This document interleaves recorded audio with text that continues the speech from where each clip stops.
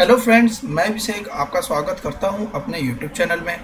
आज की इस वीडियो से हम क्लास 9th के साइंस के chapter number 4 structure of the atom के बारे में पढ़ेंगे। इससे पिछले चैप्टर में हमने एटम्स एंड मॉलिक्यूल्स के बारे में जाना था, तो आइए अपने इस चैप्टर को स्टार्ट करते हैं। जैसे कि चैप्टर 3 में हमने एटम एंड मॉलिक्यूल्स के बारे में पढ़ा था और समझा था कि एटम जो होता है वो फंडामेंटल बिल्डिंग ब्लॉक है मैटर का, यानी कि जितने भी मैटर हमें आसपास नजर आ रहे हैं वो सारे किससे मिलकर बने हुए हैं? एटम्स से मिलकर बने हुए हैं। So the existence of different kinds of matter is due to different atoms. तो हमें जितने भी अलग अलग तरीके के मैटर दिखाई दे रहे हैं वो इस वजह से दिखाई दे रहे हैं क्योंकि वह किससे मिलकर बने हुए हैं? अलग अलग एटम से मिलकर बने हुए हैं। तो अब क्वेश्चन क्या उठता है? अब क्वेश्चन यह आता है, What makes the atom of one element different from the atom of another element? ऐसी क्या चीज है एटम के अंदर जो उसे एक दूसरे से डिफर कर रही है? क्या एटम रियल में इंडिविजुअल है एज पर जैसे कि प्रपोज करा था डेल्टन एटॉमिक थ्योरी के अकॉर्डिंग, या उसके और छोटे टुकड़े किए जा सकते हैं? तो इन्हीं सब क्वेश्चंस का आंसर हमें इस चैप्टर में मिलेगा स्ट्रक्चर ऑफ एटम में। सो देखिए, a major challenge before the scientist at the end of 19th century. 19th century start होते होते साइंटिस्ट के पास में अब नया चैलेंज यह आ गया कि उन्होंने एटम और मॉलिक्यूल के बारे में बता तो दिया, लेकिन वह एटम दिखता कैसा है इसकी स्टडी और इसको समझाने के लिए अब उनके पास में चैलेंज रहा। So to reveal the structure of atom as well as to explain its important properties. So one of the first indication that atom are not individual comes from studying.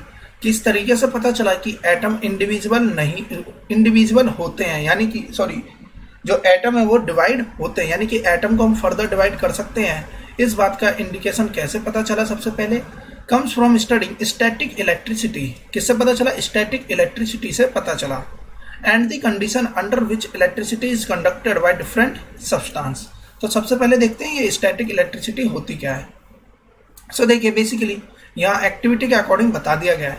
जैसे कि हम comb dry hair, does the comb then attract small piece of paper. तो देखिए, जब हम com को लेते हैं हेयर पे जब हम कॉम को ड्राई कर देते हैं, यानी कि उस पर रब कर देते हैं, इसके बाद में हम देखते हैं कि जब हमने यहाँ पर कंघी को यानी कि कॉम को क्या कर दिया? रब कर दिया अपने हेयर से। इसके बाद में ये टाइनी पीसेज ऑफ पेपर को, यानी कि बहुत छोटे छोटे पेपर को अपनी तरफ खींच लेता है। अब अगर ये अपनी तरफ खींच लेता है तो इसी इलेक्ट्रिसिटी या किस वजह से खींच पा रहा है?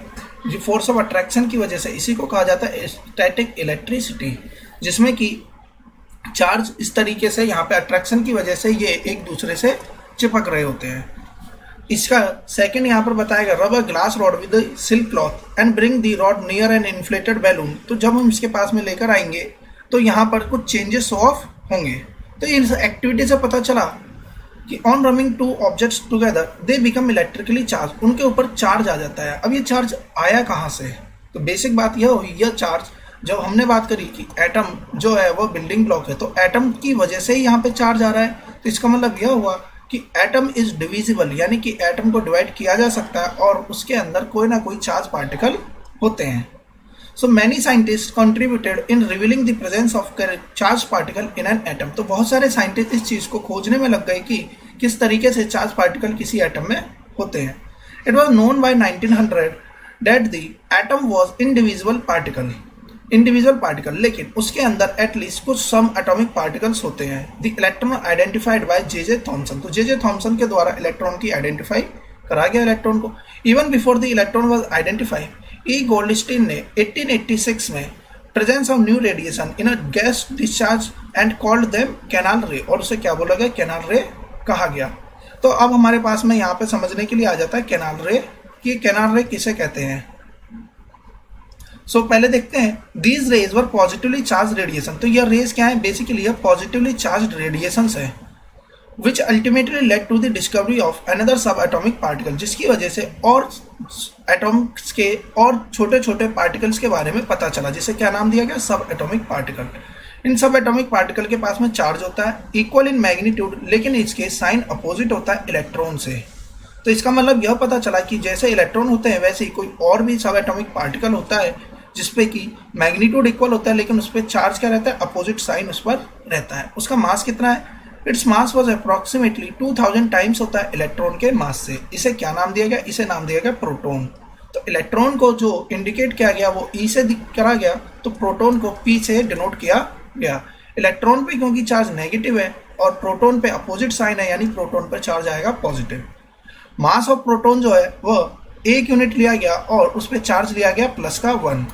इलेक्ट्रॉन के मास को नेग्लिजिबल माना क्योंकि इसका मास बहुत ही ज़्यादा कम रहता है, जिस वजह से इसको हम नेग्लेक्ट कर देते हैं एज कंपेयर टू एटम के मास से। एंड इट्स चार्ज इज -1, लेकिन चार्ज उस पर क्या रहता है? -1 रहता है। तो अब पहले समझते हैं इस कैनाल रे को, फिर उसके बाद में हम आगे के इस चैप्टर को पढ़ेंगे। तो देखिए एक एक्टिविटी परफॉर्म करी गई जिसमें एक यहाँ पर क्या करा गया, एक यहाँ पे गैस डिस्चार्ज ट्यूब ली गई। अब इसमें क्या फिल कर दिया गया? इसमें गैस को फिल कर दिया गया। गैस को इस तरीके से फिल करा गया कि इसका प्रेशर बहुत ही ज़्यादा कम कर दिया गया। इसके प्रेशर को कम करके कितना कर दिया गया? 10⁻⁻4 atm एटमॉस्फेरिक प्रेशर इतना कम कर दिया गया। इसके बाद में इसमें इलेक्ट्रिसिटी को पास कराएगा। जब इसमें इलेक्ट्रिसिटी को पास कराएगा तो पोटेंशियल डिफरेंस यानी कि जो वोल्टेज थे वो 10K यानी कि इतने ज़्यादा हाई वोल्टेज पर इसको रखा गया और उसके बाद में इससे इलेक्ट्रिसिटी को पास कराया गया। अब देखिए इसमें जो ये गैस फील्ड है ये एक तरीके से चैम्बर बना हुआ है और ये यहाँ पे बंद है, कुछ इस तरीके का यहाँ पर बना था।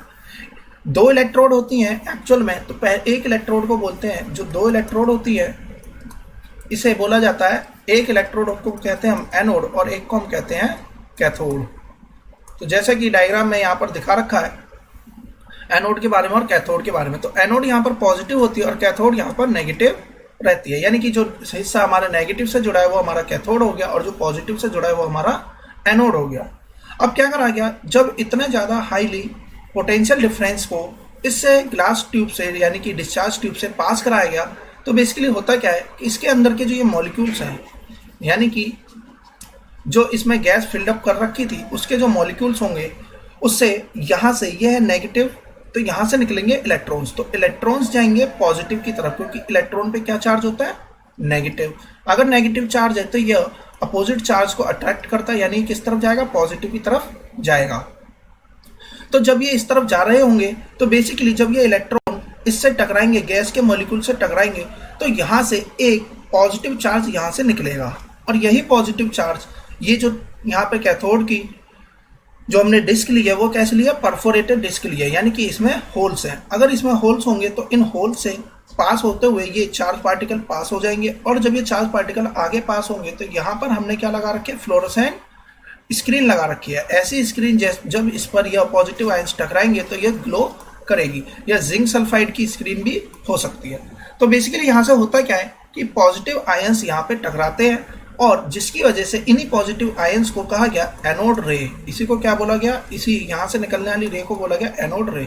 यानी कि ऐसा पता चल रहा था कि यह रे कहाँ से आ रही है? एनोड से निकल रही है, लेकिन बेसिकली यहाँ के जो ये गैस के मॉलिक्यूल है इसमें से यह रे निकल रही है जब इलेक्ट्रॉन इस पर टकराते हैं, और इसी एनोड रे को नाम दिया गया कैनाल रे, और इसके अलावा इसे कह सकते हैं हम पॉजिटिव रे।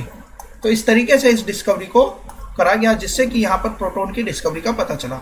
अब यह कैसे पता चला कि यह चार्ज पॉजिटिव ही है या नेगेटिव है? तो यहाँ पे क्या करा गया कि यहाँ पर एक इलेक्ट्रिक फील्ड को एस्टेब्लिश करा गया। जब यहाँ पर इलेक्ट्रिक फील्ड को एस्टेब्लिश कर दिया गया तो यहाँ पर एक पॉजिटिव एंड होगा और एक नेगेटिव एंड होगा। तो जितने भी ये चार्ज पार्टिकल्स थे ये सारे के सारे पॉजिटिव वाले किस तरफ डिफ्रैक्ट होने स्टार्ट कर दिए? नेगेटिव की तरफ आने स्टार्ट कर दिए।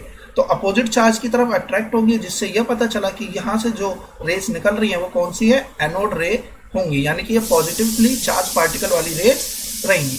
तो इस तरीके से यह एक्टिविटी परफॉर्म करी गई और यह एक्सपेरिमेंट कंडक्ट कराया गया, जिसकी वजह से यहाँ पे प्रोटॉन की डिस्कवरी यानी कि प्रोटॉन के बारे में पता चला।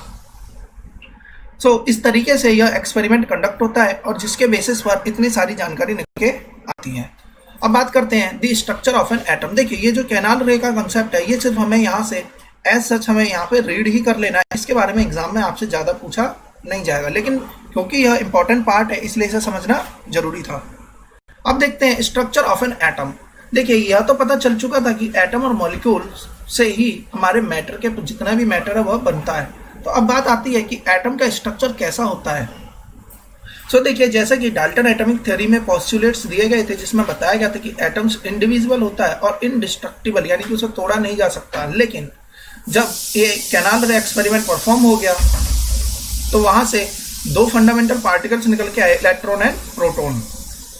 सो जिसकी वजह से डाल्टन एटॉमिक थ्योरी क्या होती दिखाई दी, फेल होती दिखाई दी।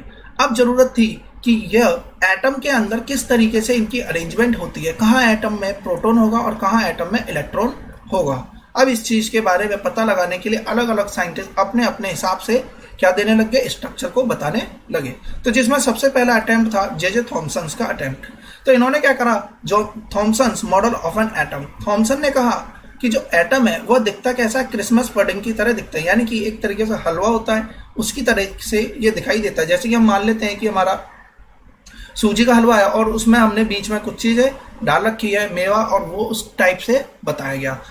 Electron in the sphere of positively charge were like currant dry fruits in a spherical Christmas pudding, यानी कि इस तरीके से बताया गया कि जो ये नेगेटिवली चार्ज पार्टिकल है यह क्या है, एक तरीके से ड्राई फ्रूट्स है जो कि इस पूरे हलवे में पड़े हुए हैं। इसको हम ऐसे भी समझ सकते हैं वाटरमेलन के एग्जांपल से।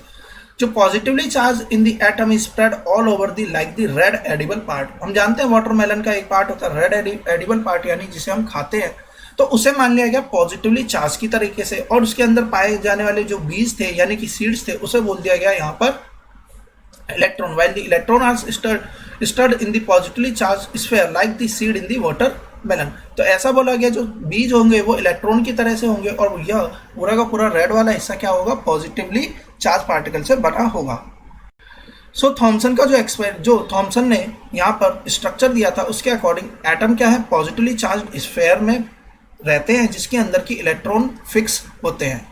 नेगेटिव और पॉजिटिव चार्ज आपस में मिलकर मैग्नीट्यूड जो होता है वो इक्वल हो जाता है, यानी कि पॉजिटिव चार्ज और नेगेटिव चार्ज आपस में मिलकर क्या कर लेते हैं, यहाँ पर स्टेबल स्ट्रक्चर फॉर्म कर लेते हैं। So atom as an whole is electrically neutral, यानी उस पर कोई भी चार्ज नहीं रहता है। ऑल्दो जो ये एक्सपेरिमेंट कंडक्ट करा गया, the result of experiment carried out by other scientist, जब इसके रिजल्ट को अदर साइंटिस्ट ने अपने अकॉर्डिंग वहां पर देखा और स्टडी करा तो उन्होंने पाया कि यह पूरी तरीके से हर चीज को एक्सप्लेन नहीं कर पा रहा है। इसके बाद आते हैं रदरफोर्ड्स। तो इन्होंने अपने एटम के मॉडल को क्या नाम दिया, Rutherford's model of an atom. Ernest Rutherford was interesting in knowing how the electrons are arranged within the atom, यानी कि एटम के अंदर जो इलेक्ट्रॉन है वो किस तरीके से अरेंज हो रहे हैं। जैसा कि थॉमसन ने बताया कि सीड की तरीके से ही अरेंज हो रहे हैं, लेकिन यहाँ पर उन्होंने एक्सपेरिमेंट को कंडक्ट कराया। तो Rutherford designed an experiment for this. Rutherford ने एक एक्सपेरिमेंट कंडक्ट करा फास्ट मूविंग अल्फा पार्टिकल। देखिए अल्फा पार्टिकल यहाँ से समझना होगा, अल्फा पार्टिकल किसे कहा जाता है, हीलियम के 2 पॉजिटिव चार्ज पार्टिकल्स को हम अल्फा पार्टिकल कहते हैं। In this experiment fast moving alpha particle को लिया गया और उसे बहुत ही पतली गोल्ड फॉइल पर फॉल कराया गया, यानी कि उसके ऊपर स्ट्राइक कराया गया। ही सिलेक्टेड अ गोल्ड फॉइल। उन्होंने गोल्ड फॉइल इसलिए ली क्योंकि गोल्ड फॉइल जो है बहुत ही पतली होती है, यानी कि इतनी थिन होती है कि इतनी सी सीट के अंदर ही, यहाँ पर अगर हम बात करें तो 1000 एटम से मिलकर ये पतली सी सीट बनती है। Alpha particle are doubly charge helium ions. तो हीलियम के आयंस है यानी इस पर चार्ज होगा, डबली चार्ज का मतलब 2 चार्ज है। Since they have a mass of 4u, और इसका मास कितना हो जाएगा, 4u के बराबर इसका मास हो जाएगा। फास्ट मूविंग अल्फा पार्टिकल के पास में एनर्जी भी ज्यादा होती है। अब क्या एक्सपेक्ट किया गया, इट वाज एक्सपेक्टेड, ऐसा एक्सपेक्ट किया गया था रदरफोर्ड के द्वारा कि जो अल्फा पार्टिकल है वो deflect by the sub atomic particle in the gold atom, कि गोल्ड की जो हमने यहाँ पर थिन सीट ली थी, यहाँ पर फॉइल ली थी, तो उससे ये डिफ्लेक्ट होंगे। Since the alpha particle were much heavier, alpha particle ज्यादा हैवी थे प्रोटॉन से, he did not expect to see large deflection. तो उन्होंने देखा कि इतनी ज्यादा उसमें डिफ्लेक्शन नहीं होगी। बट लेकिन जब ये एक्सपेरिमेंट कंडक्ट हुआ तो जो रिजल्ट निकल कर आए वो अनएक्सपेक्टेड रिजल्ट्स थे, यानी कि जो सोचा गया उससे बहुत ही ज्यादा अलग रिजल्ट निकल कर आया। रिजल्ट क्या आया, most of the fast moving alpha particles, ऐसा देखा गया, रियलिटी यह निकल के आई कि जो अल्फा पार्टिकल्स थे वो बेसिकली गोल्ड फॉइल से स्ट्रेटली पास हो गए, यानी कि एकदम से पास होते चले गए। कुछ ही अल्फा पार्टिकल थे जो थोड़े बहुत एंगल पे डिफ्लेक्ट हुए, जैसा कि यहाँ डायग्राम में दिखाया गया।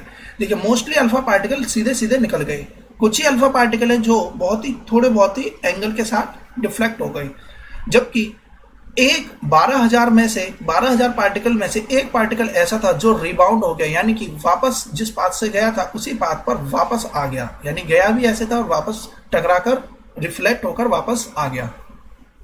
So in the words of Rutherford this result was almost incredible. तो यह रिजल्ट एकदम से अद्भुत था, अलग था। As if you fire a 15-inch shell at a piece of tissue paper and it comes back and hits you. तो ऐसा पाया गया कि एक हमने टिश्यू पेपर लिया है और उस पर हमने जब फायर करा गया, यानी कि एक सेल को, यानी कि एक गोली को मारा गया, तो वापस लौटकर आ गई। कुछ ऐसा एक्सपेरिमेंट और कुछ ऐसा रिजल्ट उनके सामने निकल कर आया। अब उसके बाद में क्या था, let us think of an activity in an open field. तो यहाँ पर देखिए सिर्फ एक्टिविटी के बारे में बताया गया। हमें क्या समझना है यहाँ से, यह समझना है कि following are simple similar reasoning Rutherford concluded from the alpha particle scattering experiment that. तो देखिए जब रदरफोर्ड ने एक्सपेरिमेंट को कंडक्ट कराया तो जैसा सोचा था वैसा नहीं हुआ, लेकिन जो हुआ उसके अकॉर्डिंग इन्होंने क्या क्या यहाँ से रिजल्ट निकाले, क्या क्या कंक्लूजन निकली, वो हमारे लिए इंपॉर्टेंट है। तो यहाँ से कंक्लूजन यह निकली कि एटम के अंदर बहुत सारा जो स्पेस है वो बिल्कुल खाली है, यानी कि वह क्या एम्प्टी है। इसी वजह से अल्फा पार्टिकल जो कि यहाँ पे स्ट्राइक कराए गए थे वह एकदम से पास आउट हो गए, यानी सीधे सीधे पास होते चले गए बिना किसी डिफ्लेक्शन के। कुछ पार्टिकल ऐसे थे जो अपने पास से डेविएट हो गए, यानी कि डिफ्लेक्ट हो गए, जिससे कि यह पता चलता है indicating that a positively charge of an atom occupy very little space. क्योंकि देखिए alpha particle positively charge particle थे, तो इससे जो डिफ्लेक्शन हुई, थोड़ी बहुत यहाँ पर एंगल के साथ डिफ्लेक्शन हुई। तो ये डिफ्लेक्शन किस वजह से हुई होगी, क्योंकि यहाँ पर भी कोई ना कोई पॉजिटिव चार्ज रहेगा, तभी यहाँ पर रिफ्लेक्शन हुई और यह इसकी तरफ यानी कि बैक हो गए कुछ एंगल से। तो इन्होंने यह कहा कि कुछ ही पार्टिकल ऐसे हैं जो कि डिफ्लेक्ट हुए थे अपने पास से। इससे यह पता चलता है कि कहीं ना कहीं एटम के अंदर थोड़ा बहुत पॉजिटिव चार्ज मौजूद है। इसके अलावा यह कहा गया कि कुछ ही फ्रैक्शन यानी कि 12,000 में से एक रिबाउंड हो गया, जिसकी वजह से यह कहा गया कि all the positive charge and mass of the gold atom कहाँ पर कंसंट्रेट है, सिर्फ एक छोटे से वॉल्यूम में कंसंट्रेट है। यानी अगर ये एटम है तो इसके एक छोटे से हिस्से में ही पूरा का पूरा मास कंसंट्रेटेड है, जिसकी वजह से गोल्ड के पार्टिकल अल्फा पार्टिकल जैसे गए थे ठीक उसी तरीके से लौटकर आ गए। From the data he also calculated that the radius of the nucleus. तो यहाँ से डेटा की वजह से न्यूक्लियस का रेडियस निकाला गया, यानी कि यह एटम के बीच के पार्ट को न्यूक्लियस कहते हैं। तो इसका जो रेडियस बताया गया वो बताया गया 10⁵ टाइम्स लेस है इस पूरे एटम के रेडियस से, यानी कि इतना छोटा यहाँ पर न्यूक्लियस रहता है। On the basis of experiment Rutherford put the forward nuclear model. तो इन्होंने एक न्यूक्लियर मॉडल यहाँ पर बताया। तो इन्होंने क्या बताया, there is a positively charge centre in an atom called the nuclear. इन्होंने कहा कि कोई ना कोई एक पॉजिटिवली चार्ज सेंटर्ड है किसी हर एक एटम में, जिसे इन्होंने क्या नाम दिया, इन्होंने इसे न्यूक्लियस का नाम दिया। इसके बाद कहा गया nearly all the mass of an atom resides in the nucleus. और यह कहा गया कि ऑलमोस्ट अधिकतर जो मास है वह कहाँ पर रहता है, न्यूक्लियस के पास में रहता है। इसके बाद इन्होंने सेकंड क्या कहा, जो इलेक्ट्रॉन है वह न्यूक्लियस के अराउंड सर्कुलर पाथ में रोटेट कर रहे होते हैं, यानी कि रिवॉल्व कर रहे होते हैं। इसके बाद इन्होंने बताया थर्ड कि जो न्यूक्लियस का साइज है वह एटम के साइज से कंपेयर करें तो बहुत ही ज़्यादा छोटा है। कितना छोटा है, 10⁵ टाइम्स गुना, यानी इतने टाइम्स वो लेस है। अब जब इन्होंने कि यहाँ पे थॉमसन का मॉडल दिया गया तो यह रिजेक्ट हो गया। रदरफोर्ड ने अपना जो मॉडल दिया वो कुछ हद तक एक थोड़ा सही स्ट्रक्चर बताने की तरफ बढ़ रहा था, लेकिन इसकी अपनी भी ड्रॉबैक्स थी। अब इनकी ड्रॉबैक्स क्या थी, देखिए इन्होंने कहा कि जो एटम के अंदर जो इलेक्ट्रॉन है वह रिवॉल्व कर रहे हैं एक सर्कुलर पाथ में। The revolution of an electron in a circular path is not expected to be stable. तो यह कहा गया कि अगर कोई भी इलेक्ट्रॉन सर्कुलर ऑर्बिट में रिवॉल्व कर रहा है तो वो स्टेबल कैसे हो सकता है। जैसे कि किसी भी पार्टिकल को सर्कुलर ऑर्बिट में अगर रोटेट करेंगे तो वह एक्सेलरेट होगा। बिकॉज एक्सेलरेट क्यों होगा, क्योंकि वहाँ पे वेलोसिटी में चेंज आएगा। अब वेलोसिटी में चेंज क्यों आएगा, वेलोसिटी में चेंज इसलिए आएगा क्योंकि उसकी डायरेक्शन हर पॉइंट पर बदल रही है। तो जब हम इसके चैप्टर नंबर 8 मोशन को पढ़ेंगे तब वहाँ से समझेंगे क्या वेलोसिटी होती है और क्या एक्सेलरेशन रहती है। बेसिकली हमें बस इतना समझना है, एक्सेलरेशन का मतलब क्या होता है कि स्पीड का बढ़ना, या तो वो फिर हमारा डायरेक्शन चेंज हो जाए तब भी हम कहेंगे कि वो एक्सेलरेट हो रही है। तो एक्सेलरेशन के दौरान यह बोला गया कि जो चार्ज पार्टिकल है वो एनर्जी को रेडिएट करेंगे, यानी कि वो घूम रहे हैं अगर किसी सर्कुलर ऑर्बिट में, तो धीरे धीरे उनकी एनर्जी लॉस होती जाएगी। जब एनर्जी लॉस होती जाएगी तो वो कुछ इस तरीके से होते जाएंगे, घूमते जाएंगे, और एक टाइम ऐसा आएगा यानी कि वो अपनी एनर्जी को लूज कर देंगे, और एक टाइम ऐसा आएगा कि वो कहाँ गिर जाएंगे, न्यूक्लियस के अंदर ही सबमर्ज्ड हो जाएंगे। लेकिन ऐसा एक्चुअल में होता नहीं है, यानी कि जो मैटर है वो नहीं होंगे अगर यह चीज़ हो रही होती। इसका मतलब यह हुआ कि कोई ना कोई ऐसी चीज़ जरूर है जो कि इलेक्ट्रॉन को रिवॉल्व कराने में मदद कर रही है, क्योंकि हम जानते हैं कि एटम स्टेबल है, क्योंकि हमारे आसपास के जो मैटर है वो हमें दिखाई देते हैं, सब चीज़ एग्जिस्ट कर रही है। इसका मतलब यह हुआ कि रदरफोर्ड ने जो यहाँ पर बात करी थी रिवॉल्यूशन की, वह यहाँ पर इसी चीज़ को एक्सप्लेन नहीं कर पाए कि किस तरीके से यह स्टेबल रहते हैं। इसके बाद में जो मॉडल दिया गया वो दिया गया नील बोर के द्वारा। इन्होंने क्या करा, जो ऑब्जेक्शन रदरफोर्ड के मॉडल से निकल कर आ रही थी उसको ओवरकम करा। कैसे ओवरकम किया, तो इन्होंने दो पॉस्टुलेट्स दिए। इन्होंने सिर्फ इतना कहा कि a certain special orbit known as discrete orbit of electrons are allowed inside the atom.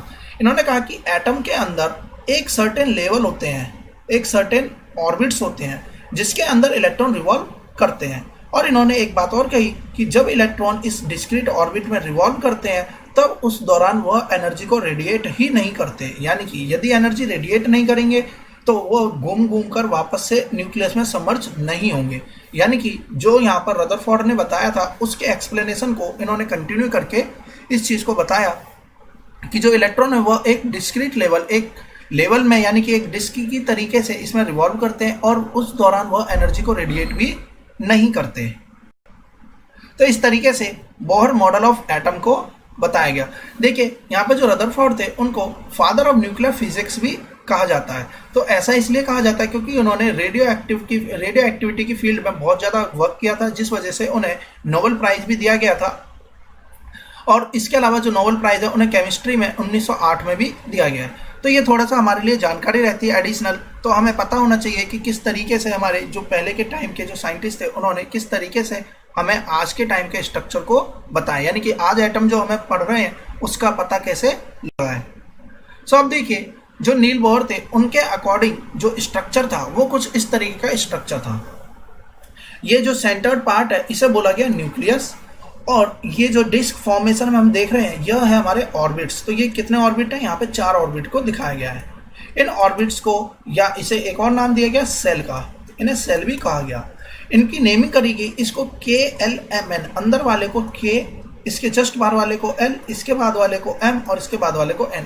इससे ज़्यादा होंगे तो इसी तरीके से नेमिंग बढ़ती चली जाएगी। इसके अलावा इन्होंने अंदर वाले K को 1 नाम दिया, नंबर ऑफ सेल यानी first shell, second shell, third shell, और इससे बोला गया फोर्थ सेल। तो यहाँ पर कुछ ही एनर्जी लेवल को दिखाया गया और हर एक सेल एक एनर्जी लेवल को डिनोट कर रहा है। तो यहाँ से समझ में आया ऑर्बिट और सेल को रिप्रेजेंट करा गया KLMN, और फर्दर आगे बढ़ते जाएंगे। इसी तरीके से नंबर में बताया गया तो 1 2 3 4, जो कि अंदर से बाहर की तरफ नंबर इंक्रीमेंट होते हुए चलेंगे। इस तरीके से नील बोहर का जो मॉडल था एटम का वह कुछ हद तक डिफाइंड स्ट्रक्चर में आ गया। अब इसके बाद में क्या हुआ, न्यूट्रॉन्स की डिस्कवरी होती है बहुत टाइम के बाद में, यानी कि कंपैरिजन करें इलेक्ट्रॉन और प्रोटॉन से तो न्यूट्रॉन की डिस्कवरी बाद में होती है। बेसिकली न्यूट्रॉन क्या है, इन 1932 में जेम्स चैडविक ने डिस्कवर किया किसको, अनदर सब एटॉमिक पार्टिकल को जिसके पास में कोई चार्ज नहीं होता। यानी कि हमने पढ़ा प्रोटॉन पे पॉजिटिव चार्ज, इलेक्ट्रॉन पे नेगेटिव चार्ज, और न्यूट्रॉन को N से डिनोट करते हैं जिसपे कोई भी चार्ज नहीं होता, लेकिन इसका अपना मास होता है और इसका मास किसके बराबर होता है, प्रोटॉन के बराबर होता है। यानी कि मास ऑफ न्यूट्रॉन किसके बराबर है, मास ऑफ प्रोटॉन के बराबर है। और हमने यह समझा कि मास ऑफ इलेक्ट्रॉन जो था वह एक तरीके से बहुत ही ज़्यादा कम था, जिस वजह से उसे नेग्लिजिबल के बराबर मान लिया, यानी कि बहुत ही कम है एज कंपेयर टू एटम के मास से। Neutron are present in the nucleus. तो न्यूट्रॉन कहाँ पाया जाता है, यह भी न्यूक्लियस के अंदर ही होता है। तो न्यूक्लियस के अंदर क्या क्या मौजूद हो गया, प्रोटॉन और न्यूट्रॉन। सेल में क्या चीज रिवॉल्व कर रही है, electrons. Present in the nucleus of an atom except hydrogen. Hydrogen के अंदर ही सिर्फ न्यूट्रॉन नहीं है, बाकी सारे के सारे जितने भी एलिमेंट और एटम हम पढ़ेंगे उसमें सब में न्यूट्रॉन मौजूद होगा। Neutron is represented by N, उसे N से रिप्रेजेंट करा गया। और इसका जो मास, एटम का मास कैसे निकालेंगे, ये अगर हमारा एटम है तो देखिए इलेक्ट्रॉन का तो कोई मास ही नहीं है क्योंकि हमने उसे नेग्लिजिबल के बराबर मान लिया। एक्चुअल में मास होता है लेकिन इतना कम होता है कि हम इसे नेग्लेक्ट कर देते। तो सारा का सारा मास एटम का कहाँ पर है, इस न्यूक्लियस के अंदर। और ये न्यूक्लियस में क्या चीजें मौजूद है, प्रोटॉन भी मौजूद है और न्यूट्रॉन भी मौजूद है। जो एटम का मास है वो किससे मिलकर बनेगा, sum of the masses of proton and neutron. इनके मास को जोड़ दिया जाए तो एटम के मास के बराबर का मास यहाँ पर आ जाएगा। अब हम बात करते हैं how are electrons distributed in different orbits. अब हमारे लिए यहाँ से समझना यह जरूरी हो जाता है, क्योंकि आगे की स्टडी जब भी हम 9th के बाद में आगे के केमिस्ट्री को पढ़ेंगे तो हमारे लिए ये समझना जरूरी होगा कि इलेक्ट्रॉन किस तरीके से अरेंज्ड होते हैं किसी एटम में।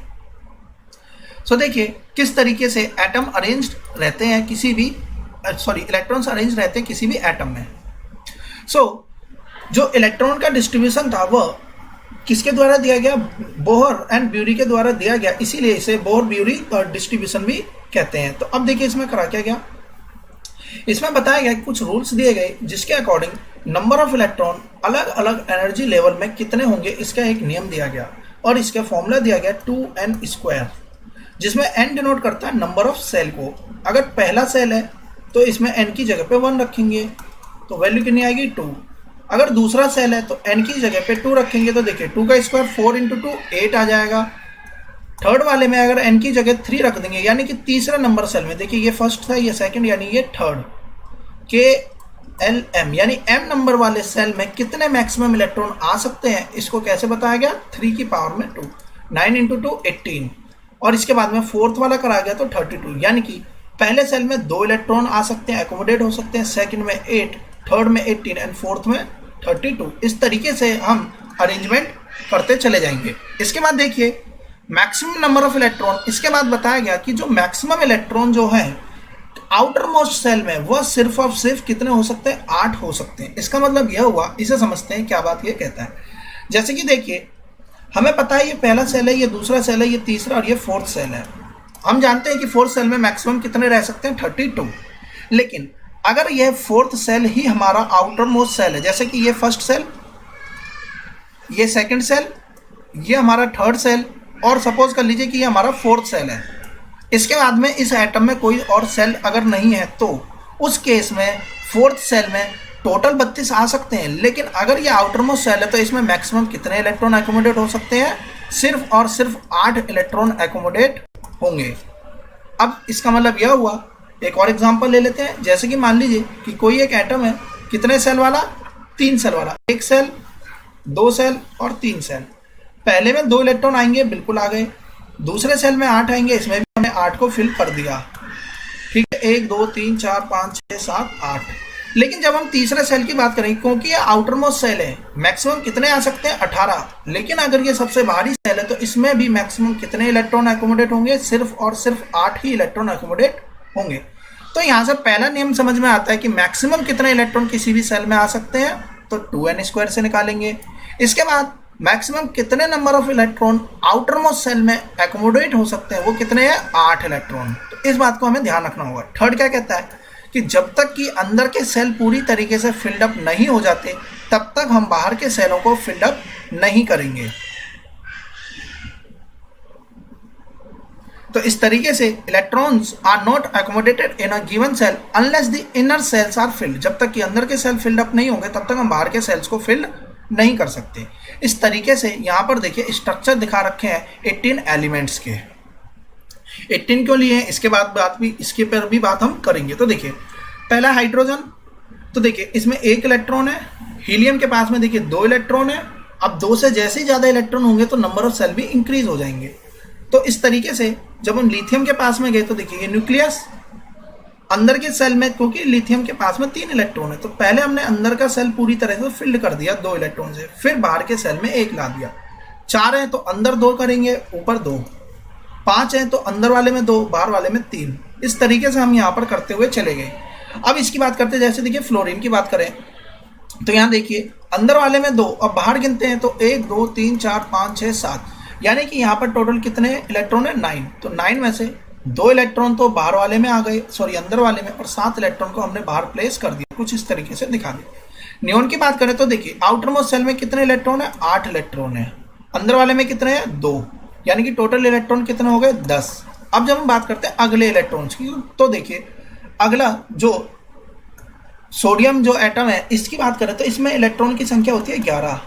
तो हमें पहले अंदर वाले में 2 फिल्ड करने हैं। इसके बाद सेकंड नंबर ऑफ सेल में कितने आते हैं 8 ही आएंगे, इससे ज़्यादा हम एकोमोडेट नहीं कर सकते।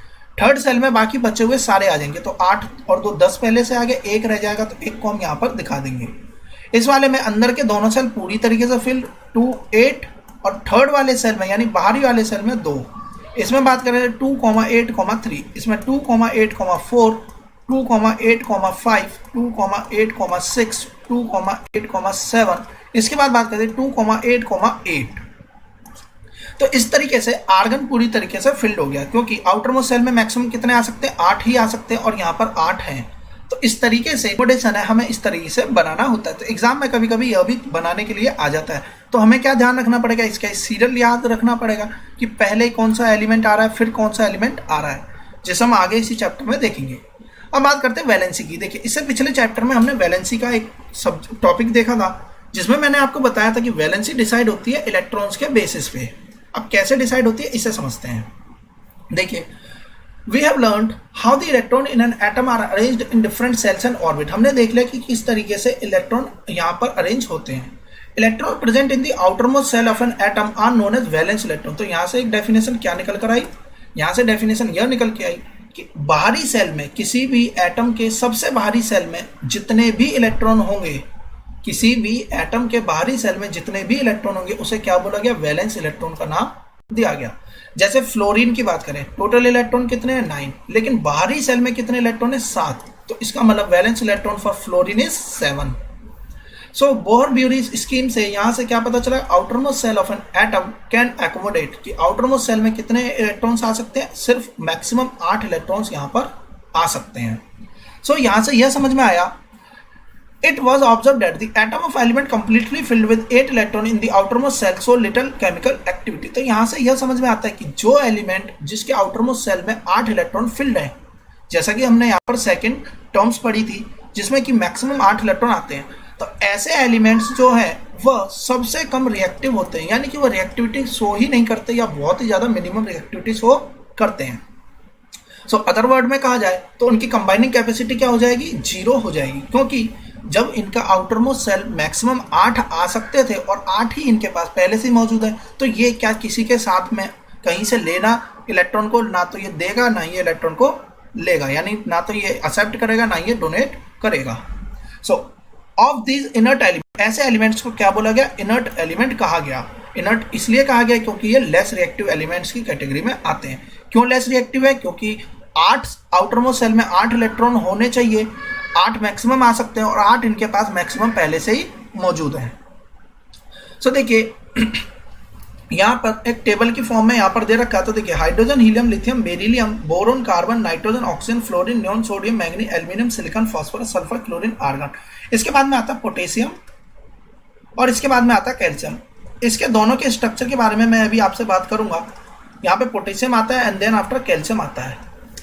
क्यों इसके बारे में बात करना जरूरी है, इसे भी हम समझ लेंगे कि आउटरमोस्ट सेल में किस तरीके से फिल्डअप हो रहा है। तो पोटेशियम और इसके बाद में आता है कैल्शियम। सो देखिए, यहाँ पर बता रखा है कि हीलियम जो है, अब यहाँ से हम वैलेंसी कैसे निकालेंगे हम इसे भी समझते हैं। देखिए, एटॉमिक नंबर इस सीरीज में सीरियल वाइज इंक्रीजिंग ऑर्डर में ऐसे अरेंज्ड है, तो आप इन्हीं एटम्स को ऐसे ही अभी याद कर लीजिए, इन एलिमेंट्स को। Number of proton atomic number के ही बराबर होते हैं, तो नंबर ऑफ प्रोटॉन जितने होंगे उतने ही एटॉमिक नंबर उसका रहेगा। तो जितने एटॉमिक नंबर जिस सीरियल वाइज में हमने याद करा है, वैसे ही हमारे नंबर ऑफ प्रोटॉन भी हो जाएंगे। नंबर ऑफ न्यूट्रॉन्स की संख्या अलग होती है, तो इसलिए हमें इस पे ज़्यादा ध्यान नहीं देना। हमें किस पे ध्यान देना है इसकी बात करते हैं। देखिए, अगर यह एलिमेंट स्टेबल है तो जितना प्लस चार्ज होगा उतना ही माइनस चार्ज भी होगा। इसका मतलब यह हुआ, जितने नंबर ऑफ प्रोटॉन्स होंगे उतने ही किसी भी एटम में नंबर ऑफ इलेक्ट्रॉन्स भी होंगे, यानी कि जितने नंबर ऑफ प्रोटॉन है उतने ही देखिए नंबर ऑफ इलेक्ट्रॉन्स भी रहेंगे। तो हमें याद करने की कोई आवश्यकता नहीं है एटॉमिक नंबर, यानी कि सिर्फ सीरियल वाइज में हमें नेम ऑफ एलिमेंट याद करने हैं, इनके सिंबल्स को ध्यान रखना है। जितने एटॉमिक नंबर है वही इसका प्रोटॉन का नंबर, वही इसका इलेक्ट्रॉन्स का नंबर। अब ध्यान से देखिए, अब यहाँ पर 2n² के बेसिस पर हम बात करेंगे। पहले सेल में मैक्सिमम 2 इलेक्ट्रॉन, दूसरे में मैक्सिमम 8, तीसरे में 18 और चौथे में 32। क्योंकि यहाँ पे इलेक्ट्रॉन 1 है तो 1 पहले सेल में आएगा, 2 इलेक्ट्रॉन है तो पहले सेल में 2 आ गया, 3 है तो देखिए पहले सेल में 2 आएंगे क्योंकि मैक्सिमम 2 ही आ सकते हैं, बचा हुआ किस में जाएगा, तीसरे सेल। 4 है तो देखिए पहले सेल में 2, दूसरे में 2, जैसे कि हमने यहाँ पर डायग्राम की मदद से यह बताया था। यहाँ पर स्ट्रक्चर उसी तरीके से यहाँ पे टेबुलर फॉर्म में लिखा हुआ है। ठीक है, जब हम 11 वाले पे आते हैं तो देखिए नंबर ऑफ सेल कितने हो जाएंगे, अब यहाँ पर 3, पहले सेल में 2 आ गए, दूसरे सेल में मैक्सिमम 8 आ सकते हैं, हमने फिल्ड कर दिया, लेकिन फिर भी 11 नहीं हुए, तो अगले सेल में कितने गए, 1 इलेक्ट्रॉन चला जाएगा। तो इस तरीके से हम यहाँ पर पूरा बना लेंगे। अब पोटेशियम और कैल्शियम की अलग से बात करेंगे। अब समझते हैं वैलेंसी किसे कहते हैं। सो देखिए, पहले यहाँ पर थियोरी के कंसेप्ट से देखते हैं, फिर मैं आपको यहाँ पे इसकी मदद से समझाता हूँ। देखिए, combining capacity of an atom of element that is their tendency to react, किसी भी एटम की टेंडेंसी जो रिएक्शन करने के लिए होती है किसी भी मॉलिक्यूल से, चाहे वो उसका सेम एटम का बना हो या डिफरेंट एटम का बना हो, वही उसकी वैलेंसी को डिफाइन कर देता है। जैसा कि हमने यहाँ पे पढ़ लिया है कि आउटर मोस्ट सेल में 8 इलेक्ट्रॉन मैक्सिमम आ सकते हैं, तो जब उसके अंदर 8 इलेक्ट्रॉन आ जाते हैं तो उसे हम क्या बोलते हैं, ऑक्टेट का नाम देते हैं। हम कहते हैं कि उसका ऑक्टेट फिल्ड अप हो गया। सिर्फ और सिर्फ इसमें किसका केस नहीं लेते, हाइड्रोजन और हीलियम को छोड़ के बाकी सारे के सारे एलिमेंट के लिए हम ऑक्टेट की बात करेंगे, क्योंकि यहाँ पर पहले ही सेल से यहाँ पर फिल्ड अप हो जाता है। तो इसके लिए फर्स्ट सेल में देखिए मैक्सिमम 2 ही इलेक्ट्रॉन आ सकते हैं, तो यहाँ पर मैक्सिमम 2 ही पहुंच गए, हाइड्रोजन में 1 और हीलियम में 2। लेकिन इसके बाद के जितने भी एलिमेंट है वो दूसरे सेल में पहुंच जाते हैं। तो देखिए यहाँ पर दूसरे सेल का जिक्र आ जाता है, इसलिए हम इसके लिए ऑक्टेट की बात करेंगे, क्योंकि इसी में 8 इलेक्ट्रॉन मैक्सिमम आएंगे। फर्स्ट वाले सेल को सिर्फ छोड़ दिया जाए, बाकी जितने भी सेल हैं उसमें ये कंडीशन लागू होगी। अब जो भी एटम होता है वह अपने आप को, देखिए हर एक दुनिया की हर एक चीज अपने आप को स्टेबल रखने की कोशिश करती है, उसी तरीके से जो एटम होता है वह भी अपने आप को स्टेबल रखने की कोशिश करता है। अब वह स्टेबल कैसे रख पाएगा, तो देखिए हर एक एटम को चाहिए कि उसका आउटर मोस्ट सेल भी फिल्ड हो। तो अगर के सेल की बात कर रहे हैं तो मैक्सिमम 2 इलेक्ट्रॉन आ सकते हैं, तो अगर इसमें 2 इलेक्ट्रॉन मैक्सिमम आ गए तो ये स्टेबल माना जाएगा। एल सेल की बात करें तो एल सेल में मैक्सिमम 8 इलेक्ट्रॉन आने चाहिए, तो 8 इलेक्ट्रॉन किसी भी तरीके से आ जाए तो वह सेल क्या हो जाएगा, स्टेबल, वह एटम क्या हो जाएगा, स्टेबल हो जाएगा। तो एटम अपने आप को स्टेबल करने की कोशिश में ही एक दूसरे के साथ में बॉन्डिंग करता है, और जितनी भी हमें एटमॉस्फेयर में या हमारे आसपास में जो भी चीजें दिखाई दे रही हैं वो इसी वजह से पॉसिबल हो पाती हैं। एटम क्या चाहेगा, रिएक्शन करेगा। किस लिए रिएक्शन करता है, क्योंकि वो अपना ऑक्टेट कंप्लीट कर ले, यानी आउटर मोस्ट सेल में अपने 8 इलेक्ट्रॉन पूरे करने के लिए वह सिर्फ और सिर्फ रिएक्शन शो करता है। तो ऐसा कैसे हो सकता है, या तो वह एक इलेक्ट्रॉन को शेयर कर ले, गेन कर ले या लूज कर ले, या तो वह गेन करेगा, लूज करेगा या शेयर करेगा, ताकि जिसकी वजह से उसका ऑक्टेट कंप्लीट हो जाए, यानी आउटर मोस्ट सेल उसका फिल्ड हो जाए पूरी तरीके से। तो इसी कंबाइंड कैपेसिटी को क्या कहा जाता है, वैलेंसी कहा जाता है। जैसे कि अब हम इसमें समझते हैं कि वैलेंसी किस तरीके से हम निकालेंगे, और बहुत ही सिंपल कंसेप्ट है, आपके दिमाग में एक बार आ गया तो आपको फिर किसी भी एलिमेंट्स की वैलेंसी और उसका किस तरीके से उसमें रिएक्शन हो रही है और जो चार्ज था वो याद रखने की कोई आवश्यकता नहीं होगी।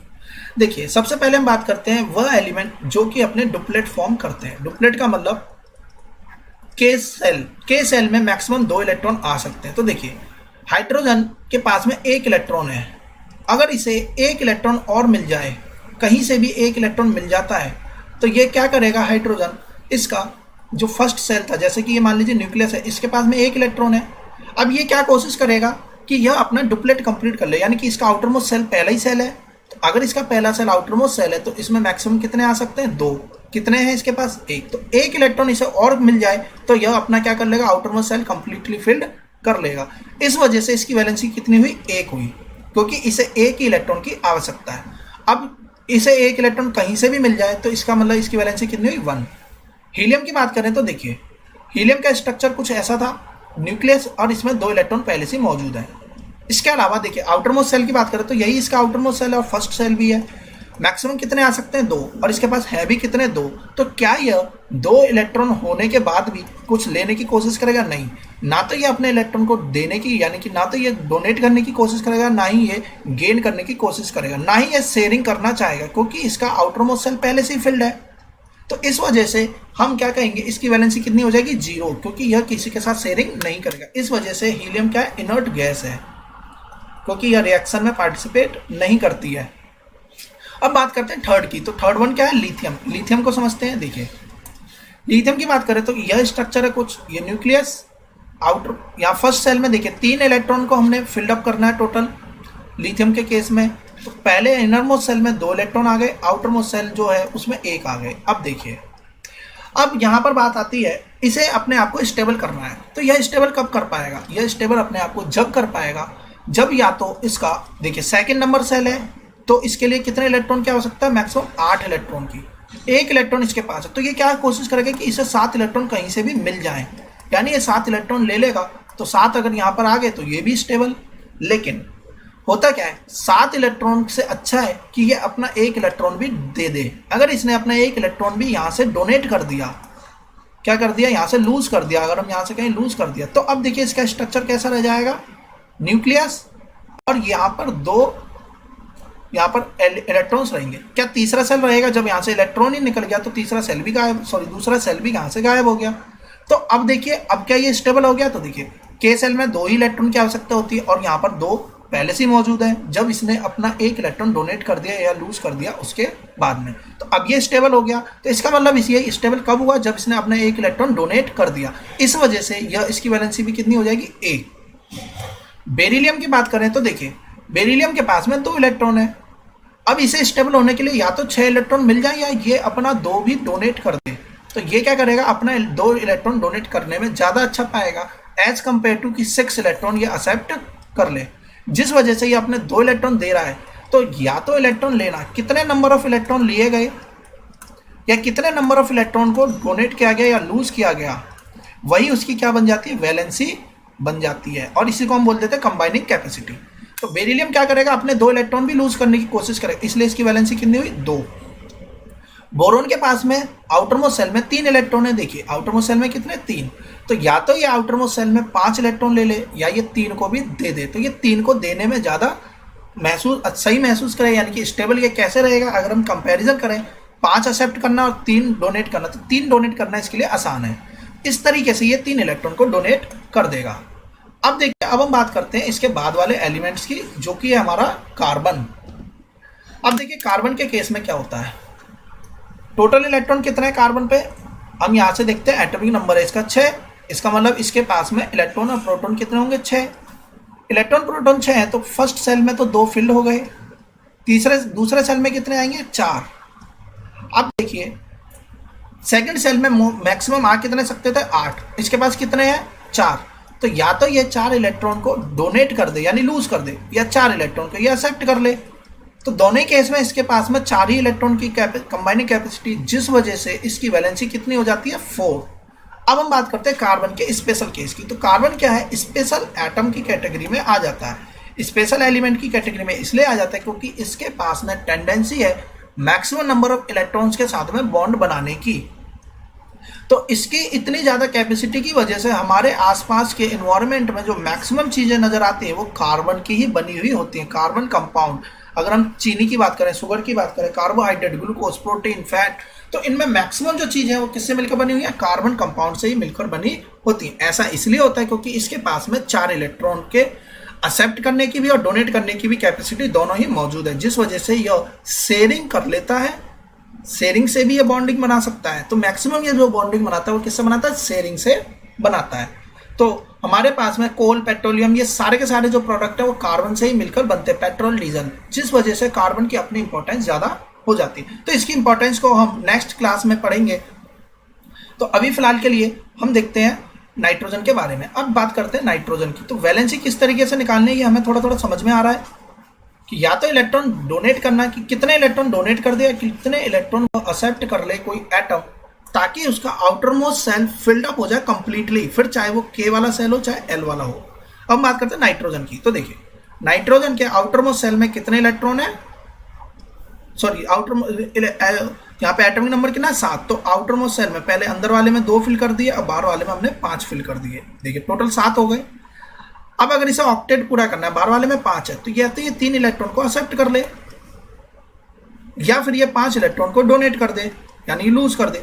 तो अब इसके लिए बेस्ट क्या रहेगा? 3 इलेक्ट्रॉन को एक्सेप्ट करना बेस्ट रहेगा एज कंपैरिजन टू 5 इलेक्ट्रॉन को लूज करना। तो चाहे वो इलेक्ट्रॉन को एक्सेप्ट ही क्यों ना कर रहा हो, तो अब इसकी वैलेंसी कितनी हो जाएगी? अगेन अब इसकी वैलेंसी 3 हो जाएगी। ऑक्सीजन की वैलेंसी, जब हम ऑक्सीजन की बात करेंगे, इसमें आउटर मोस्ट सेल में 6 इलेक्ट्रॉन है, तो ये सिर्फ 2 को लेने की कोशिश करेगा, इसलिए इसकी वैलेंसी 2। फ्लोरीन के पास में एक और रहेगा 7, इसलिए इसकी वैलेंसी 1। अब आ जाते हैं नियोन पे। तो नियोन के केस में यहाँ पर 8। तो देखिए 2 और 8 हो गए। नियोन के केस में तो 10 इलेक्ट्रॉन है। तो अगर पहले से ही 8 मौजूद है तो ना तो ये इलेक्ट्रॉन को एक्सेप्ट करेगा ना ये डोनेट करेगा। तो इसका मतलब इसकी वैलेंसी कितनी हो जाएगी? 0। कंबाइनिंग कैपेसिटी कितनी हुई इसकी? 0। इसका मतलब ये अगेन क्या हुई, इनर्ट गैस की कैटेगरी में आ जाएगा। तो हीलियम, नियॉन इनर्ट गैस की कैटेगरी में आ जाते हैं। सोडियम की बात करते हैं तो सोडियम का एटॉमिक नंबर है 11। तो देखिए पहले सेल में 2 इलेक्ट्रॉन आएंगे, दूसरे वाले सेल में 8 इलेक्ट्रॉन कंप्लीटली फिल्ड हो गए, क्योंकि दूसरे सेल में 8 ही आ सकते थे। तो इसका थर्ड सेल की बात करें तो इसमें कितने इलेक्ट्रॉन आएंगे, 1 इलेक्ट्रॉन आ गया। अब देखिए अगेन थर्ड सेल में मैक्सिमम, क्योंकि आउटर मोस्ट सेल है तो मैक्सिमम 8 ही आ सकते हैं, वैसे 18 आ सकते हैं, लेकिन क्योंकि आउटर मोस्ट है इसलिए सिर्फ और सिर्फ 8 ही पॉसिबल है। 8 आ सकते हैं तो इसके लिए एक पहले से मौजूद है, यानी कि इसे 7 इलेक्ट्रॉन लेने पड़ेंगे, या फिर अपना भी 1 इलेक्ट्रॉन दे दे। अगर ये अपना 1 इलेक्ट्रॉन दे देगा तो अब इसके पास सेल कितने बचेंगे, अब इसके पास सिर्फ नंबर ऑफ सेल बचेंगे 2।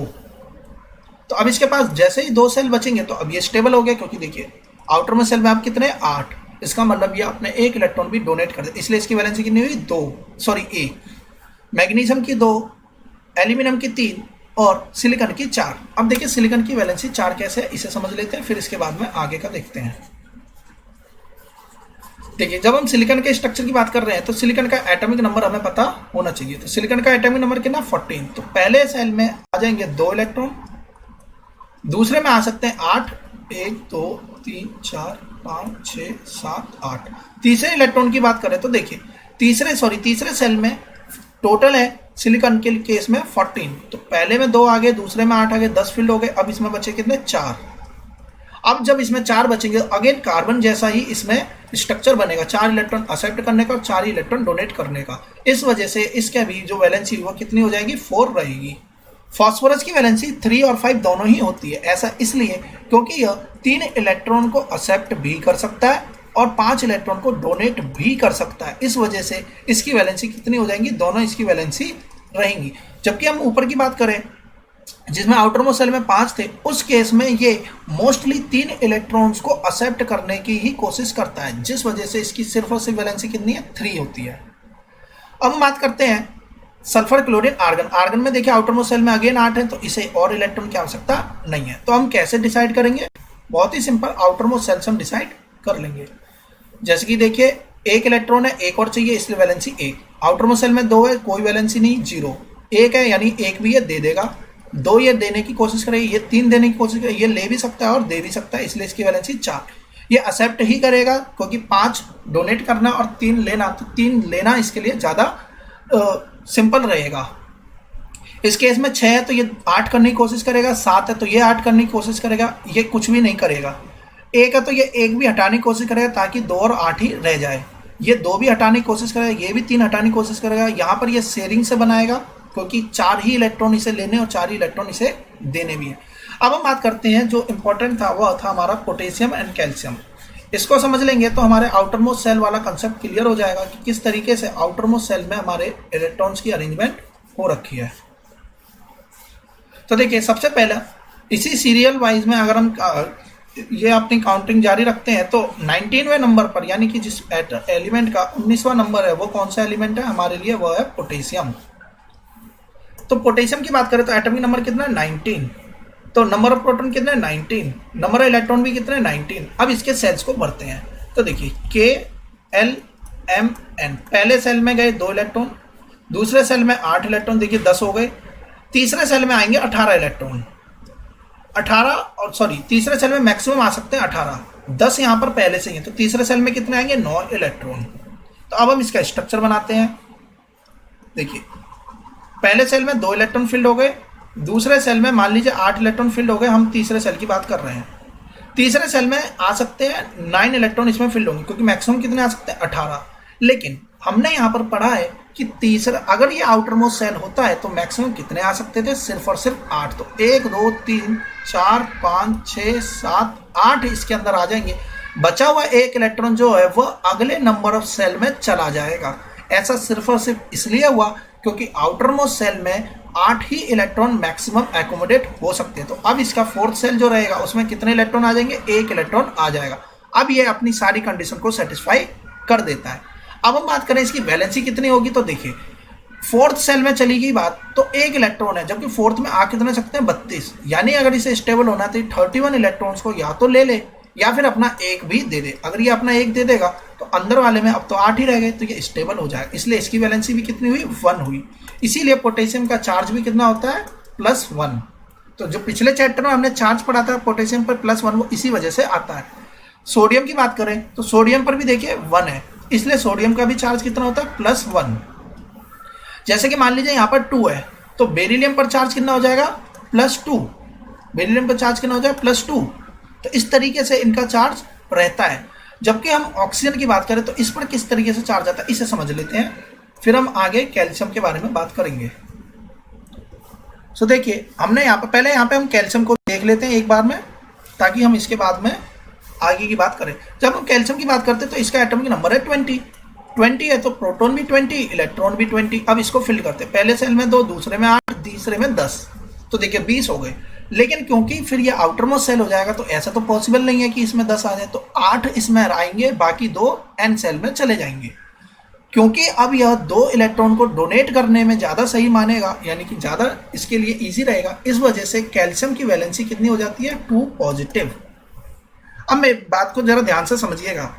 मान लीजिए ये प्रोटॉन है और ये यहाँ पर इलेक्ट्रॉन है, किसी भी एटम के अंदर की अगर हम बात कर रहे हैं तो ऐसे मान लेते हैं, इस तरीके से ये प्रोटॉन है न्यूक्लियस में और ये इलेक्ट्रॉन है। 10 प्रोटॉन है, 10 ही इलेक्ट्रॉन है, तो चार्ज क्या रहेगा, 0। लेकिन अगर 11 प्रोटॉन और 10 इलेक्ट्रॉन हो जाए तो अब प्लस ज़्यादा है और माइनस का कम है, तो इसका मतलब ओवरऑल चार्ज क्या आ गया, प्लस का चार्ज आ गया।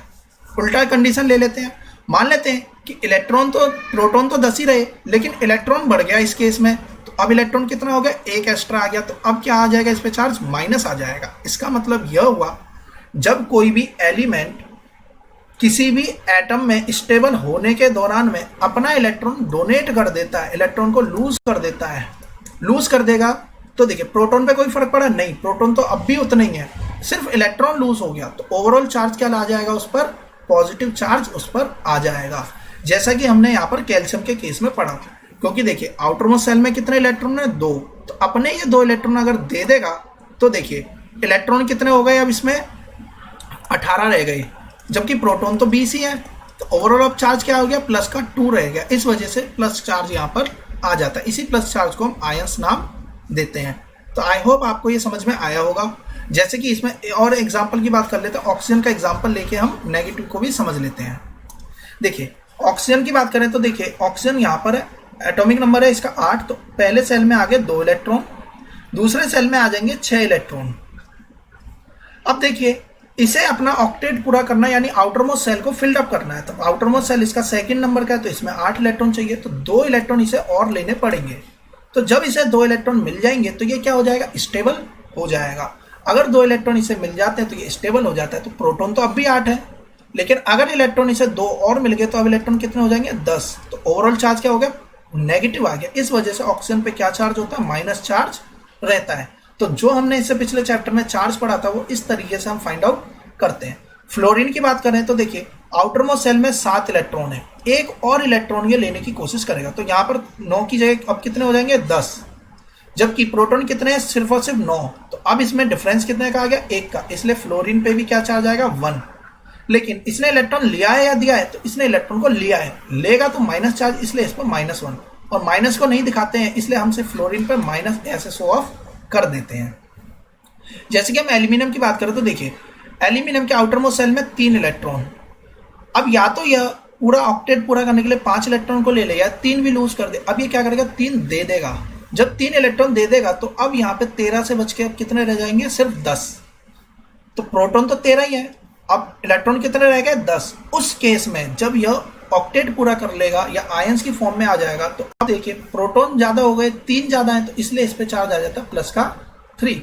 तो ये सारी की सारी कहानी चार्ज की और किस तरीके से एटम स्टेबल होता है वह डिपेंड करता है इसके स्ट्रक्चर पे और किस तरीके से सेल में इलेक्ट्रॉन फिल्ड अप है। और इलेक्ट्रिसिटी भी इसी चीज पर डिपेंड करती है कि किस तरीके से इलेक्ट्रिक करंट इसमें फ्लो होगा और किस तरीके से एटम बॉन्डिंग बनाएंगे, वह भी इलेक्ट्रॉनिक कॉन्फ़िगरेशन पर ही बेस्ड रहता है। तो इसलिए यह कंसेप्ट हमारे लिए सबसे ज़्यादा इंपॉर्टेंट था समझना, क्योंकि आने वाली क्लासेस में किस तरीके से हमें फॉर्मेशन करनी है। सोडियम क्लोराइड के बारे में हमने इससे पिछले चैप्टर में पढ़ा था, सोडियम क्लोराइड के बारे में। तो ये सोडियम क्लोराइड कैसे बन जाता है, इसे भी हम इसी के हेल्प से यहाँ पर पता सकते हैं। फिलहाल में हमें इस कॉन्सेप्ट पे नहीं जाना है, हमारे लिए जितना जरूरी था उतना हमने डिस्कस कर लिया। तो देखिए अब मैग्नीशियम की अगर आपको वैलेंसी बतानी हो तो देखिए मैग्नीशियम में आउटर में सेल में 2 इलेक्ट्रॉन, या तो ये 6 इलेक्ट्रॉन को एक्सेप्ट कर ले या ये 2 इलेक्ट्रॉन को लूज कर दे। तो ये क्या करेगा, 2 इलेक्ट्रॉन को लूज करना ज्यादा इसके लिए सही रहेगा। तो 2 दे दिया, जब इसने 2 इलेक्ट्रॉन दे दिया तो वैलेंसी कितनी हुई 2। अगर 2 इलेक्ट्रॉन दे दिया तो अब इलेक्ट्रॉन 2 कम हो गए, इलेक्ट्रॉन अब 10 रह गए, जबकि प्रोटॉन अब भी 12 ही है। तो अब इस पे क्या चार्ज आएगा, प्लस का चार्ज आ जाएगा। इसलिए मैग्नीशियम पर चार्ज क्या होता है +2, एल्यूमिनियम पे चार्ज क्या होता है प्लस का 3।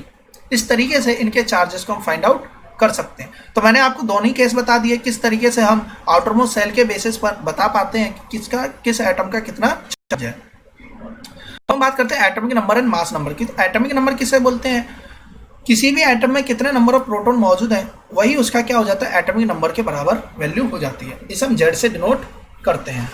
तो जेड किसे बताएगा, नंबर ऑफ प्रोटॉन, और जितने नंबर ऑफ प्रोटॉन होते हैं किसी भी एटम में तो उतने ही नंबर ऑफ इलेक्ट्रॉन भी रहते हैं।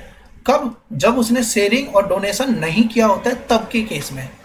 अगर वो डोनेट कर देगा या शेयरिंग कर लेगा तो आयंस बना लेगा, तब के केस में ऐसा जरूरी नहीं है। बस फिलहाल में इतना समझना है एटॉमिक नंबर किसके बराबर होता है, नंबर ऑफ प्रोटॉन के बराबर रहता है। तो कार्बन में एटॉमिक नंबर कितना है कार्बन का 6, तो प्रोटॉन भी कितने हैं 6, तो इलेक्ट्रॉन भी कितने हैं 6। जब इलेक्ट्रॉन 6 है तो कॉन्फिगरेशन 2,4, क्योंकि 4 ही इलेक्ट्रॉन ले सकता है, 4 ही दे सकता है, इसके लिए इसकी वैलेंसी कितनी हुई 4। इस तरीके से हम किसी भी एटम में पूरा का पूरा कॉन्फ़िगरेशन को इस तरीके से बताते हैं। अगला आता है मास नंबर। तो देखिए मास नंबर बहुत ही सिंपल, हमने पढ़ लिया था कि इलेक्ट्रॉन का मास होता है, लेकिन वह मास इतना छोटा होता है कि हम उसके मास को नेग्लिजिबल मान लेते हैं। न्यूक्लियस की बात करें तो न्यूक्लियस के अंदर 2 चीजें हमने यहाँ पर पाई। पहला यहाँ पर पाया प्रोटॉन और दूसरा यहाँ पर था न्यूट्रॉन, क्योंकि न्यूट्रॉन की डिस्कवरी जब हो गई थी तब उसके बाद में पता लगा कि प्रोटॉन और न्यूट्रॉन दोनों किस में पाए जाते हैं, न्यूक्लियस में। तो जो प्रोटॉन का मास होगा और न्यूट्रॉन का मास होगा, इन दोनों को आपस में ऐड कर दे तो क्या आ जाएगा, मास नंबर आ जाएगा। So hence proton and neutron को मिला दिया जाए तो इसे बोला जाता है न्यूक्लियन, और जो मास होता है किसी भी एटम का वो कहाँ पर रहता है, न्यूक्लियस के पास ही रहता है। तो इस तरीके से जो एटॉमिक मास है वो किसके बराबर हो जाता है। सो द मास नंबर कैसे डिफाइन होगा, sum of the total number of proton and the neutron जो कि किसी एटम के न्यूक्लियस में प्रेजेंट है, उससे हम कहेंगे मास नंबर। रिप्रेजेंटेशन कैसे करते हैं, देखिए सिंबल एटम का, नीचे लिखेंगे एटॉमिक नंबर, ऊपर लिखेंगे मास नंबर। एग्जांपल की बात करें सोडियम, सोडियम का atomic number 11, atomic mass 23। Example ये देखिए नाइट्रोजन, नाइट्रोजन का सिंबल, नाइट्रोजन का एटॉमिक नंबर 7 और इसका एटॉमिक मास 14। अब आते हैं हम आइसोटोप्स पर। देखिए पिछले चैप्टर में हमने आइसोटोप्स के बारे में पढ़ा था, C12 आइसोटोप्स। हमने पिछले चैप्टर में C12 आइसोटोप्स के बारे में एक लाइन में यहाँ पे समझा था। तो अब देखते हैं C12 आइसोटोप्स क्या रहता है। In nature a number of atoms of some element have been identified, जिसका कि एटॉमिक नंबर सेम होता है लेकिन मास नंबर डिफरेंट होता है। एग्जाम्पल की बात करें तो हाइड्रोजन, तो देखिए हाइड्रोजन के यहाँ पर 3 आइसोटोप्स दिखा रखे हैं, H H H, ये हाइड्रोजन है, आइसोटोप्स है जिसका एटॉमिक नंबर सेम है लेकिन एटॉमिक मास अलग अलग है। तो देखिए इसे बोलते हैं हम प्रोटियम, इसे बोलते हैं ड्यूटेरियम और इसे बोलते हैं ट्रिटियम, क्योंकि इनके नाम इनके एटॉमिक मास पे ही पड़े हैं। तो यहाँ पर देखिए एटॉमिक नंबर अगर किसी एलिमेंट का सेम होता है, एटॉमिक मासेज अलग होते हैं, तो ऐसे एलिमेंट्स को हम बोलते हैं ये आइसोटोप्स हैं एक दूसरे के। कार्बन के 2 आइसोटोप्स पॉसिबल है, एटॉमिक नंबर 6 ही है लेकिन एटॉमिक मास 14 भी होता है और 12 भी रहता है। क्लोरीन की बात करें तो क्लोरीन के भी 2 आइसोटोप्स पॉसिबल है, 35 और 37। अब देखिए on the basis of this example यहाँ से समझ में आया कुछ एटम ऐसे होते हैं जिसके कि सेम एलिमेंट, जिसमें कि एटॉमिक नंबर सेम होता है लेकिन एटॉमिक मास अलग अलग रहता है, इसे हम आइसोटोप्स का नाम देते हैं। तो हाइड्रोजन के आइसोटोप्स की नाम की स्पेलिंग ध्यान रखिएगा। इसके बाद में देखिए जब एलिमेंट को मिक्स कर दिया जाता है तो उसके बाद इसका एवरेज मास कैसे निकालते हैं। तो देखिए जो नेचर में जो क्लोरीन मिलती है हमें गैसेस फॉर्म में रहती है, तो उसमें 3% 3:1 का रेशियो रहता है, यानी कि 35 एटॉमिक मास वाले क्लोरीन जो वो 3 गुना पाए जाते हैं एज कंपैरिजन टू क्लोरीन जिसका कि मास 37 गुना होता है, 37 रहता है। तो अब हमें इसमें एवरेज निकालना पड़ता है। तो देखिए इसकी एवरेज निकालेंगे 35 × 75%, क्योंकि 3 गुना है, और 1 यानी कि 25% इसकी लेंगे तो 35.5 इसका एटॉमिक मास आएगा। लेकिन इसका मतलब ऐसा नहीं है कि इसका मास इतना रहता है कि जब हम क्लोरीन लेंगे तो उसका मास 35.5 रहता, नहीं रहता, तो ये होल नंबर में ही है। लेकिन जब हम एवरेज ले लेते हैं, क्योंकि हम यहाँ पर किसकी बात कर रहे हैं, देखिए यहाँ पर बताया गया है कि एन एटम फ्रैक्शनल मास उसका हो ऐसा पॉसिबल नहीं है। It is mean that it can if you can take a certain amount of chlorine. यहाँ पर इस बात को बताता है कि यदि हम क्लोरीन लेंगे तो जो हमने क्लोरीन लिया है तो उसमें 3% इसका रहेगा, 75% ये वाला हिस्सा रहेगा और 1% 25% ये वाला हिस्सा रहेगा, यानी 3:1 रेशियो में रहेगा। इस वजह से इसका जो एवरेज मास आएगा वो 35.5 यू हम ले लेते हैं। अब देखिए इसकी कुछ एप्लीकेशन है। यूरेनियम के जो आइसोटोप्स होते हैं उसका यूज करा जाता है फ्यूल की तरीके से न्यूक्लियर रिएक्टर में, और यहाँ पर यूरेनियम को लिया जाता है और इससे होने वाली जो रिएक्शन रहती है उससे जो न्यूक्लियर रिएक्टर है वो 3 से 4 साल तक काम करता रहता है। कोबाल्ट के आइसोटोप्स का यूज करा जाता है कैंसर के ट्रीटमेंट में, आयोडीन के आइसोटोप्स का यूज करा जाता है गोइटर के ट्रीटमेंट में। जैसे कि आइसोटोप्स था कुछ उसी तरीके से आइसोबार भी होता है। तो आइसोबार में क्या रहता है, जैसे कि हमने अभी ऊपर समझा कि atomic number same atomic mass अलग, तो आइसोटोप्स आइसोबार में अपोजिट है। जैसे कि बात करें कैल्शियम की, तो देखिए कैल्शियम का एटॉमिक नंबर कितना है 20 और आर्गन का भी एटॉमिक नंबर कितना है 20, लेकिन एटॉमिक मास की बात करें तो एटॉमिक मास दोनों के कितने हैं 40। So mass the number of proton in these atoms is different but the mass number of both these element is 40। तो यहाँ पर एक मिस्टेक हो गई, आर्गन का कितना है 18 है और यहाँ पर ये 40 रहता है। अब समझ में आएगी बात। देखिए कैल्शियम जो हमने अभी यहाँ पर पढ़ा तो आर्गन 18 था इसका एटॉमिक नंबर, और कैल्शियम के बारे में मैंने आपको बताया था कि इसका एटॉमिक नंबर कितना है 20। अगर एटॉमिक नंबर 20 है तो इसमें प्रोटॉन भी कितने हैं 20, इलेक्ट्रॉन भी कितने हैं 20। जब हम इसकी बात करते हैं तो इसमें प्रोटॉन कितने हैं 18, क्योंकि इसमें क्या है प्रोटॉन की वैल्यू कितनी हो जाएगी 18। तो यहाँ पर इसी चीज को बताया गया the number of proton in these atom is different, लेकिन मास नंबर इनके एलिमेंट का सेम ही आ जाता है 40।